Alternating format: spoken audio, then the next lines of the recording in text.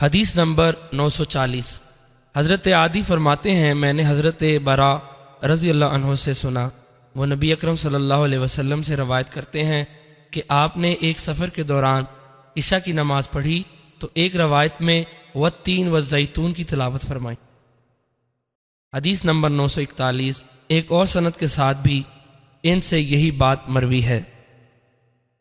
حدیث نمبر 942۔ ایک اور سند کے ساتھ حضرت برا بن عازب رضی اللہ عنہ سے مروی ہے، فرماتے ہیں میں نے نبی اکرم صلی اللہ علیہ وسلم سے سنا، آپ نے عشاء کی نماز میں والتین والزیتون پڑھی تو میں نے کہا کہ آپ سے زیادہ خوش آواز نہیں سنا۔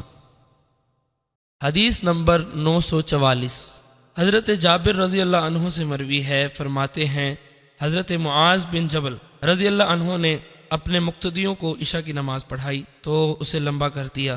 ہم میں سے ایک شخص نے نماز توڑ دی اور الگ پڑھی۔ حضرت معاذ رضی اللہ عنہ کو اس کے بارے میں بتایا گیا تو انہوں نے فرمایا یہ منافق ہے۔ جب یہ بات اس شخص کو پہنچی تو وہ رسول اکرم صلی اللہ علیہ وسلم کی خدمت میں حاضر ہوا اور آپ کو حضرت معاذ رضی اللہ عنہ کا قول کہ یہ منافق ہے بتایا۔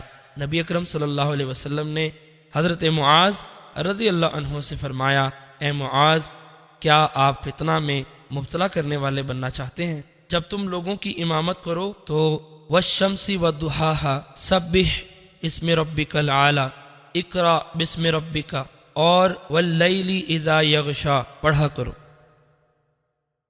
حدیث نمبر 945۔